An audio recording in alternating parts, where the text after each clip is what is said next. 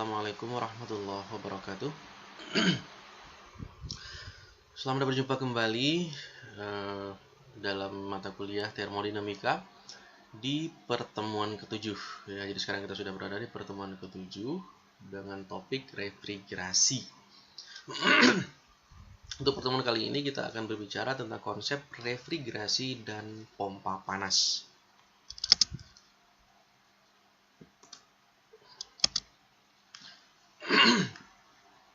Berbicara tentang refrigerasi ini, sebenarnya kita sedang berbicara tentang hukum termodinamika 2. Ya. Sebenarnya kita tahu bahwa refrigerasi ini sebenarnya adalah proses pendinginan. Ya. Makna lebih jauhnya itu pendinginan itu seperti apa? Kita tahu bahwa proses pendinginan itu adalah menghilangkan ataupun memindahkan panas dari suatu tempat. Otomatis dia akan jadi dingin. Ya, sederhananya seperti itu, maka itu dikatakan dengan proses pendinginan. Nah, dalam termodinamika ada hukum kedua dari termodinamika yang menyatakan bahwa panas dapat berpindah secara spontan atau secara alami lah, katakanlah seperti itu, dari media bertemperatur tinggi ke media bertemperatur rendah. Yaitu yang secara alami, dan itu nggak perlu kita pungkiri, memang mudah sekali kita carikan contoh-contohnya ya. Misalnya kalau kita memegang tangan kita yang temperatur tubuhnya itu sekitar 36 derajat misalnya, kita pegang benda yang lebih panas temperaturnya, otomatis panas dari benda tersebut akan berpindah ke kulit kita. Ya, itu alami sekali ya. Ataupun angin di sekitar kita yang notabene misalnya temperaturnya rendah, katakanlah 25 derajat, kemudian kita sedang merasa panas dan kita keluar dari rumah, otomatis kita akan merasa dingin. Kenapa? Karena panas yang ada di tubuh kita berpindah ke lingkungan di sekitar kita. Jadi gampang kita pahami kalau yang poin pertama itu.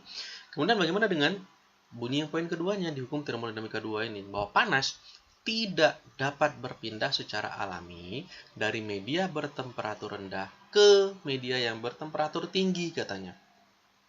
Jadi kalau sebaliknya dari poin yang pertama tadi itu nggak mungkin. Kecuali ada usaha ataupun kerja dari luar yang memaksa ataupun yang memungkinkan si panas tersebut untuk berpindah. Nah, dalam pertemuan kali ini maka kita akan fokus pada kita akan fokus pada poin yang kedua ini. Karena yang tadi ini memang sudah secara alami, maka kita perlu tahu lebih lanjut tentang yang poin kedua. Ya, itu yang akan kita bicarakan sekarang. Baik. Lebih detailnya lagi, kita akan berbicara tentang refrigerator dan pompa panas. Karena kita tahu sebenarnya siklus refrigerasi ini terdapat dalam dua perangkat, ya, yaitu refrigerator dan pompa panas. Jadi refrigerator dan pompa panas ini sebenarnya atau pada dasarnya itu prinsip kerjanya itu sama pada dasarnya, ya, yaitu suatu perangkat untuk memindahkan panas dari suatu bagian yang bertemperatur lebih rendah ke bagian yang bertemperatur lebih tinggi. Nah, ini kita bicarakan poin kedua hukum termodinamika kedua tadi ya. Kebalikannya kondisinya, yaitu kita harus bisa memindahkan panas dari yang bertemperatur rendah ke temperatur tinggi. Artinya ke temperatur tinggi kita ambil dia dari yang temperatur rendah atau media atau lingkungan yang bertemperatur rendah, kemudian kita paksa dia, kita bawa panas tersebut, kita buang ataupun kita pindahkan ke media yang bertemperatur tinggi. Wah, kalau dipikir-pikir secara logika mungkin tidak masuk di akal. Ya. Suatu tempat yang sudah panas kita berikan lagi panas. Ya. Ibaratnya suatu lemari yang udah penuh kita tambahkan lagi barang. Jadi sesak sekali. Logikanya seperti itu kira-kira. Tentu akan sulit. Betul, akan sulit. Oleh karena itu diperlukan usaha ataupun kerja tambahan ataupun usaha atau kerja dari luar. Ya. Sederhananya, prinsip kerjanya itu seperti pada gambar yang ada di sebelah kiri layar. Untuk refrigerator, ya, proses pendinginannya itu, coba perhatikan, ini dituliskan cold refrigerated space ataupun ada sebuah ruang di sini yang didinginkan. Oke, sederhananya saya akan berikan contoh dari kulkas misalnya, kulkas yang ada di rumah ya. Di ruang di dalam kulkas itu diibaratkan bagian yang ini, jadi itu bagian yang kita dinginkan. Ya, otomatis ada panas di situ, karena nggak mungkin dia bekerjanya itu tanpa menyerap panas, karena tujuan kita ini mengambil panas, makanya dia jadi dingin. Nah, panasnya dari mana? Dari makanan ataupun benda-benda yang kita masukkan ke dalam kulkas. Kenapa dibilang panas? Sebenarnya maksud panas di sini adalah benda yang bertemperatur lebih tinggi, sehingga perlu kita ambil dia sehingga dia menjadi dingin. Nah, benda yang kita masukkan itu temperatur lebih tinggi dari fluida kerja dari si sistem ini. Oke, kemudian dalam ruangan yang didinginkan ini dikenal juga atau disebut juga dengan QL, atau Q ini adalah kapasitas panasnya, tapi dia pada media yang bertemperatur rendah, maka dibilang L atau low di sini ya. Nah, ini adalah desired output. Jadi ini output dari sistem kerja ini yang kita inginkan. Artinya kita menginginkan hasil dari bagian ini. Kita mau ruangan ini dingin, itu yang kita inginkan. Makanya desired output istilahnya. Outputnya ada di awal ini. Baru kemudian panasnya diproses, dibuang ke lingkungan luar. Ini yang dikenal dengan media QH ataupun kapasitas yang high-nya. Jadi ini yang bagian yang tinggi temperaturnya. Ya. Nah, untuk proses ini bisa terjadi, agar proses ini bisa terjadi, maka diperlukan required input ataupun ada input yang diperlukan dari luar. Nah, ini yang kita bilang tadi, usaha ataupun kerja dari luar, atau dikenal dengan W net in atau W in. W yang masuk, W itu work, kerja, ya. Jadi harus ada usaha ataupun kerja dari luar untuk bisa memungkinkan proses ini terjadi. Nah, kemudian bagaimana dengan yang pompa panas atau heat pump? Ya. Pompa panas ini prinsip kerjanya dasarnya sebenarnya sama, namun tujuannya berbeda dengan refrigerator. Nah, apa perbedaannya? Kalau refrigerator, dia memindahkan ataupun menghilangkan panas dari media yang dingin. Tuh, yang ini dari yang lebih dingin ke yang lebih panas. Tapi kalau pompa panas, dia malah menyuplai panas ke media yang hangat. Apa contohnya? Nah, di sini ada digambarkan sebuah rumah. Jadi kita bisa simpulkan bahwa contoh yang dimaksudkan di sini adalah rumah ini berada pada temperatur ruangannya ya dalam kondisi yang dingin misalnya, atau temperatur rendah.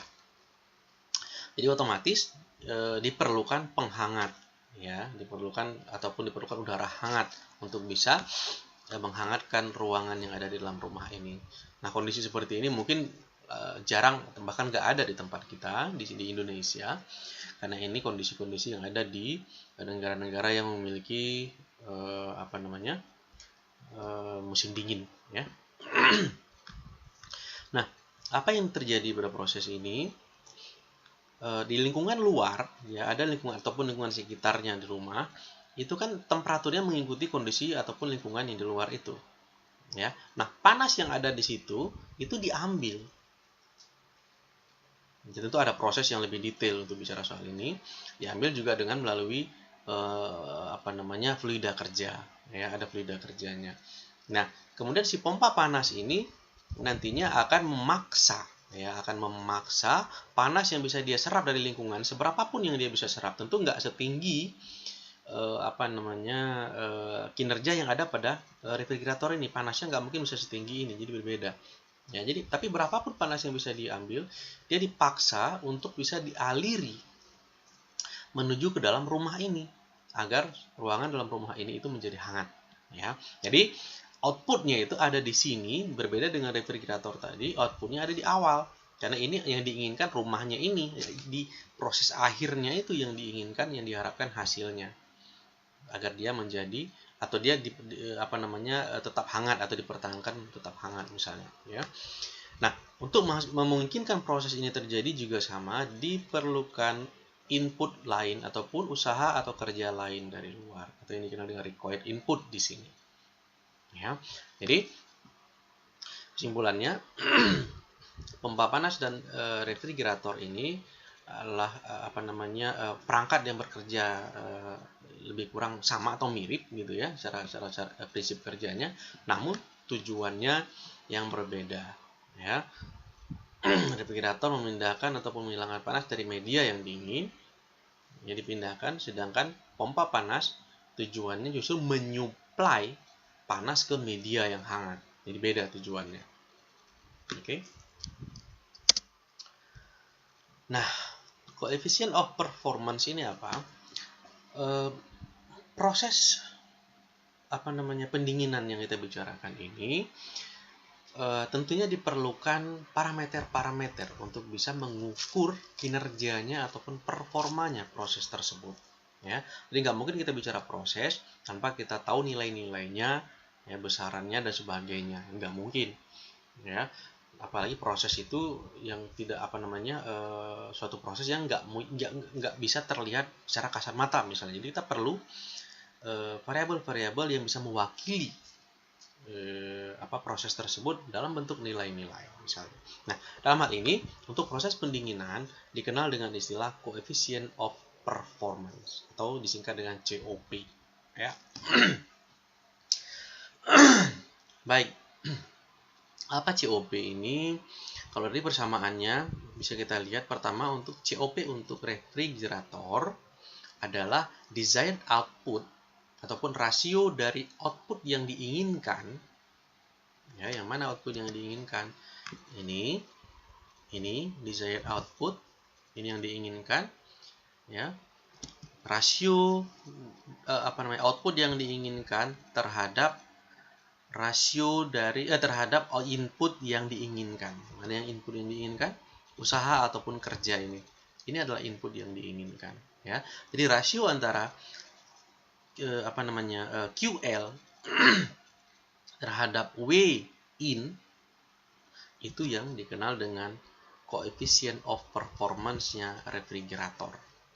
Ya, atau dengan kata lain, output yang diinginkan itu adalah efek pendinginannya, misalnya dengan kata lain. Jadi sama saja kan ya, berapapun output yang dihasilkan, misalnya temperatur yang dihasilkan sekian, atau dengan kata lain dingin yang saya mau misalnya sekian. Nah, itu kan efek pendinginan yang kita rasakan, ya. Jadi rasio efek pendinginan terhadap input kerja. Nah, input kerja yang mana? Ya, perangkat tambahan yang kita pakai untuk bisa memungkinkan proses tersebut berlangsung, ya. QL ataupun QL per W net in yang saya sebutkan tadi. Ini kapasitas panas dan ini kerja yang diperlukan. Baik, untuk COP pompa panas juga sama, ya. Hanya nanti kalau dijabarkan lagi pemahamannya, ini prinsip dasarnya sama. Begitu kita jabarkan sedikit berdasarkan tujuannya, maka kalau tadi cooling effect, maka pada pompa panas yang diharapkan di sini adalah heating effect atau efek pemanasannya. Karena tadi kita tahu bahwa contoh yang diberikan tadi, rumah tadi harus panas, harus hangat. Jadi efek pemanasannya, itulah outputnya. Kalau ini efek pendinginannya. Nah, kan contohnya kulkas tadi, kita mengukurnya dari berapa dingin dia bisa dihasilkan. Nah, ini berapa hangat dia bisa didapat, ya, terhadap input kerja. Jadi ini rasio dari kedua variabel ini, itulah yang dikenal dengan coefficient of performance-nya. Oke. Kemudian perlu diingat lagi bahwa coefficient of performance atau COP-nya pompa panas itu lebih besar daripada COP-nya refrigerator ditambah 1. Artinya dia lebih besar dari 1. Ya, kenapa bisa begitu? Kita tahu tadi prinsip kerjanya, saya balik kembali ke sini. Kita tahu prinsip kerjanya bahwa untuk pompa panas, dia harus memaksakan memberikan panas kepada ataupun ke dalam ruangan yang katakanlah di situ awalnya dingin, kemudian diberikan panas, tapi kemudian ruangan ini dipengaruhi oleh temperatur di luarnya yang notabene adalah dingin misalnya. Jadi panas yang dia berikan, yang dia serap secara susah payah untuk bisa dialiri kemari, justru bisa dipastikan tidak mungkin bisa bertahan lama. Otomatis dia akan segera dingin, ya. Maka kinerjanya dia itu berat sekali. Nah, oleh karena itu nilai koefisien of performance-nya dia lebih besar dibandingkan yang refrigerator, ditambah 1. Jadi lebih besar dari 1 malah. Ya, jadi kira-kira seperti itu. Sampai-sampai kondisinya itu jika pompa panas ini sudah nggak mampu lagi bekerja, artinya nggak mampu, sekian banyak panas yang dia suplai ternyata nggak ada apa-apanya dibandingkan pengaruh dingin terhadap rumah atau terhadap ruangan itu sendiri, maka tidak heran kalau dalam realitanya kinerja prosesnya itu nanti akan dialihkan justru pada bahan bakar, ya, misalnya pada gas kah, atau minyak atau dan lain-lain, pokoknya pada bahan bakar, ya. Artinya sumber panasnya nanti itu akan mau tidak mau harus menggunakan bantuan bahan bakar, jadi nggak bisa lagi mengandalkan panas dari lingkungan secara alami, ya. Jadi nggak mungkin. Jadi segitu beratnya kinerja yang harus dia capaian yang harus dia dapat oleh si pompa panas ini, ya. Oke. Kemudian berbicara lagi tentang performa pendinginan ini, tentu tidak terlepas dari nilai kapasitas pendinginan. Artinya berapa kapasitas pendinginannya, itulah salah satu tolak ukur dalam kita menilai performa ataupun kinerja proses pendinginan tersebut, ya. Nah, di sini dikatakan bahwa kapasitas pendinginan sama dengan laju pendinginan. Jadi bisa dikatakan dia sama dengan laju pendinginan. Kembali saya ingatkan, proses pendinginan tadi adalah proses menghilangkan ataupun memindahkan panas dari suatu media ke media yang lain. Nah, tentu ada proses yang terjadi. Nah, apapun proses itu tentu memakan waktu atau membutuhkan waktu. Ya, sekian banyak kapasitasnya per sekian waktunya. Nah, inilah yang dikenal dengan laju pendinginan. Maka kapasitas pendinginan ini juga bisa dianggap sama seperti laju pendinginan. Nah, untuk mengukur itu ada sebuah istilah yang digunakan, yaitu tons of refrigeration, ya, tons of refrigeration. Apa maksudnya ataupun apa dasar dari munculnya istilah tons of refrigeration ini? Dasarnya itu ataupun pemahamannya itu 1 ton air yang pada temperatur 0 derajat Celcius dirubah menjadi ataupun mampu dirubah menjadi es yang pada temperatur yang sama, ya, 0 derajat Celcius dalam waktu 24 jam. Jadi ini maksud dari tons of refrigeration ataupun kapasitas pendinginannya diukur dengan dasar seperti ini. Jadi 1 ton air itu kemampuan pendinginan ini maksudnya mampu mendinginkan atau mampu merubah 1 ton air menjadi es, ya. Ingat, umpamanya gini, ada 1 ton air, kemudian kita set proses refrigerasinya itu pada temperatur 0 derajat. Ya, artinya kita paksa dia agar temperatur kerjanya itu selalu berada pada 0 derajat Celcius, sehingga dalam jangka waktu 24 jam dia berubah menjadi es. Nah, dasar kapasitas inilah yang dijadikan patokan untuk memunculkan istilah tons of refrigeration untuk mengukur kapasitas pendinginan. Baik, lebih detailnya, 1 ton pendinginan itu sama dengan 211 kilojoule per menit. Ya, ingat, kilojoule per menit. Jadi kilojoule ini kapasitas energinya yang tadi kita bicarakan panas-panas yang kita sebutkan tadi, itu adalah kapasitas energinya yang mampu dia pindahkan per 1 menit atau per menit ini per 1 menit. Jadi maka saya bilang tadi kapasitas pendinginan sama dengan laju pendinginan, artinya di sini sudah ada waktu. Nah, sekian kapasitasnya per sekian waktunya itu adalah laju pendinginan. Ya, ataupun 200 BTU per 1 menit. BTU ini British Thermal Unit, ya. Jadi ini satuan energi. Jadi 1 ton pendinginan itu sama maknanya dengan 211 kJ per menit laju proses pendinginannya, ataupun 200 BTU per menit. Jadi sebesar inilah kemampuan dari 1 ton pendinginan ini, artinya sebesar inilah kemampuan panas yang mampu dipindahkan ataupun dihilangkan atau dipindahkan lah lebih tepatnya dalam kurun waktu 24 per menit, ya, per menit. Baik. Berikutnya kita coba lihat siklus Carnot terbalik. bagaimana kita bisa masuk ke dalam siklus Carnot? Karena di awal kita berbicara tentang siklus Rankine. Betul, kita berbicara tentang siklus Rankine sebelumnya, tapi perlu diketahui bahwa siklus Carnot ini adalah siklus yang bisa mewakili proses secara umum, ya, prosesnya secara umum. Karena lebih tepatnya Carnot ini lebih mewakili pada fluida gas yang bekerja di sini, jadi dia tetap gas. Nah, sedangkan siklus Rankine kemarin kita berbicara perubahan fasa zat dari cair ke gas ataupun dari gas ke cair. Jadi ada unsur fasa cairnya di sana. Nah, siklus Carnot ini yang lebih umumnya. Ya. Jadi kemudian kenapa dibilang terbalik? Karena biasanya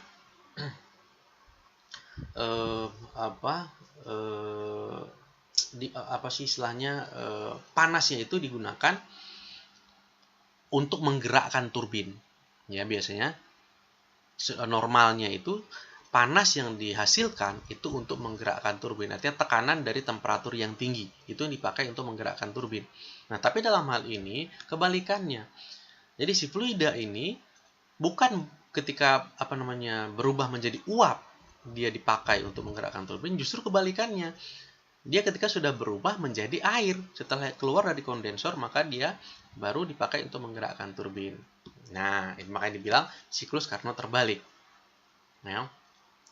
Oke, sekarang kita lihat tahap demi tahapnya, ya, apa yang terjadi pada siklus ini. Di sini ada 4 komponen utama. Ada evaporator, ada kompresor, ada kondensor, dan juga turbin. Ya. Ini yang secara umum, ya. Baik, evaporator di sini kita akan lihat dulu dari tahap 1 ke 2, ya. Tahap 1 ke 2 ada fluida yang masuk ke dalam evaporator, kemudian keluar dan masuk kompresor. Nah, apa yang terjadi di dalam evaporator? Evaporator ini sendiri adalah perangkat yang dipakai untuk menguapkan fluida kerja, ya. Atau perangkat ini juga dikenal secara umum dengan istilah heat exchanger. Ya, heat exchanger artinya penukar kalor. Nah, kalor mana yang dia tukar? Perhatikan lagi di sini bahwa ini lingkungan sekitar. Ya, ini media di sekitarnya si evaporator. Ini media dingin katanya. Oke, ini adalah media dingin. Tapi kok media dingin media dingin kok bisa mampu gitu ya? Kok bisa mampu menguapkan si fluida kerja? Nah, dari situ kita bisa merujuk ataupun bisa lebih mengarah pada jenis fluida kerja. Artinya, fluida kerja yang kita gunakan di sini tentu memiliki titik didih yang sangat-sangat rendah. Artinya, dengan temperatur yang relatif, katakanlah misalnya katakanlah ini temperatur ruangan misalnya, di 25 derajat ataupun di 30 derajat, dia itu sudah mendidih. Nah, fluida kerjanya itu sudah mendidih sehingga dia sudah menguap, gitu ya. Jadi, kita bicara tentang fluida kerja yang bertitik didih rendah di sini ya. Oke, evaporator ini berfungsi untuk menguapkannya dia dengan cara menyerap panas yang ada di lingkungan sekitar. Padahal ini media dingin. Ya, ini media dingin, tapi panas yang terkandung di dalam media dingin ini justru mampu menguapkan fluida kerja ini. Oke, kemudian fluida kerjanya itu masuk ke dalam kompresor. Kita tahu fungsi kompresor adalah untuk menaikkan tekanan fluida kerja. Jadi kompres dia. Nah, ingat, kompresor itu fluida kerja kompresor itu bukanlah fluida cair. Fluida kerja kompresor adalah fluida kerja gas. Maka bisa dipastikan fluida kerja ini setelah keluar dari evaporator bentuknya sudah berwujud gas atau uap lah, katakanlah. Kalau dia itu air kita anggap dia uap, ya, uap itu gas. Nah, dikompres oleh kompresor atau dinaikkan tekanannya masuk menuju kondensor. Kondensor ini berfungsi untuk menurunkan temperatur fluida kerja. Kalau ini tadi menaikkan temperatur maka dia sampai menguap. Kalau yang kondensor kebalikannya yaitu menurunkan temperatur. Dan dia juga dikenal dengan heat exchanger atau penukar panas. Hanya berbeda fungsi. Yang tadi untuk menaikkan menaikkan temperatur, yang ini untuk menurunkan temperatur, ya. Nah, arti turunkan temperatur di sini, panas yang dikandung di dalam fluida kerja tadi dibuang ke media yang hangat ini. Nah, jadi panas itu diambil dipindahkan kemari ke media sekitar yang hangat, ya. Otomatis temperaturnya sudah turun dan kondensor ini merubah fasa uap tadi menjadi fasa cair karena temperaturnya sudah turun, ya, energinya sudah dibuang. Otomatis kita sudah bicara di siklus Rankine kemarin bahwa kalau temperaturnya sudah turun dari uap itu, otomatis dia akan berada pada kondisi cair jenuh. Dia akan berubah fasa dari uap menjadi cair, sehingga keluar dari kondensor dikenal dengan kondensat. Jadi produknya kondensor itu adalah kondensat, maka dia berwujud cair. Nah, ketika sudah berwujud cair, barulah dia masuk ke dalam turbin untuk menggerakkan turbin. Jadi ini kebalikan dari siklus Rankine yang kita bicarakan sebelumnya. Maka dibilang siklus Carnot terbalik. Oke, pada grafik ini, di sini bisa diperhatikan proses 1 ke 2 adalah proses di mana panas itu masuk, ya. Panas itu diambil, diserap, tapi ingat ini dari media yang bertemperatur rendah. Ya, tetap ada panas atau energi yang terkandung. Dan itu diambil oleh fluida kerja. Jadi garis ini garis yang mewakili fluida kerja. Oke, 2 ke 3 dikompres temperatur jadi naik. Ini 2 ke 3 lewat kompresor, dikompres, naik temperaturnya, ya. Ketika proses pengambilan panas tadi, saya ulangi sedikit, ketika proses pengambilan panas tadi di dalam evaporator, yang bertambah itu adalah nilai entropinya. Betul, nilai entropinya, ya, yang bertambah. Entropi ini apa? Entropi ini adalah besar energi yang diperlukan untuk menaikkan 1 derajat temperatur. Jadi kalau ada kenaikan temperatur 1 derajat, 1 derajat, 1 derajat, 1 derajat, maka sebesar itulah entropinya bertambah. Ya. Jadi itu adalah entropi. Jadi panas yang diserap dari media dingin ini itu berarti ikut meningkatkan nilai atau kandungan energi, ya, di dalam evaporator ini. Maka panahnya itu menuju ke kanan, artinya entropinya membesar, ya. Kemudian naik ke atas, temperaturnya naik, nilai energinya tetap, ya, karena temperatur yang naik di sini diakibatkan oleh tekanan yang dihasilkan oleh kompresor. Jadi tekanan naik, temperatur juga naik. Itu kita sudah bicarakan di awal-awal kemarin, ya. Nah, entropinya tetap, nilai energinya tetap, tidak ada penambahan energi. Ini secara teoritis, ya, secara teoritis. Oke, kemudian dari 3 ke 4 ini proses melewati kondensor. Nah, di sini panahnya menuju ke kiri, artinya dia menunjukkan bahwa nilai entropi itu semakin mengecil atau berkurang. Ya, kenapa? Karena panasnya sudah dibuang. Nah, dibuang kemari. Kalau tadi dia masuk, diserap panasnya, energinya naik, di sini panasnya dibuang, energinya turun. Nah, proses buang energi ini adalah proses perubahan fasa. Kemarin kita udah ingat di siklus Rankine bahwa di titik ini adalah titik kritis. Jadi proses ini terjadi ketika perubahan fasa juga terjadi, sama seperti tadi energinya masuk. Ini dari cair menjadi uap, di sini 1 ke 2. Nah, 3 ke 4 ini dari uapnya menjadi cair. Ya. Kemudian dari 4 ke 1 itu adalah proses penurunan lagi temperaturnya. Kenapa? Karena masuk ke turbin, panasnya pun sebagian akan terserap dan tekanan kerjanya juga sebagian akan turun karena terserap oleh turbin atau terkonversi menjadi kerja pada turbin. Ya, sehingga temperaturnya juga turun. Baik, saya rasa demikian dulu topik tentang refrigerasi untuk pertemuan kali ini. Mudah-mudahan bisa dipahami. Kalau ada pertanyaan nanti silakan diajukan di website e-learning kita. Ya, terima kasih. Assalamualaikum warahmatullahi wabarakatuh.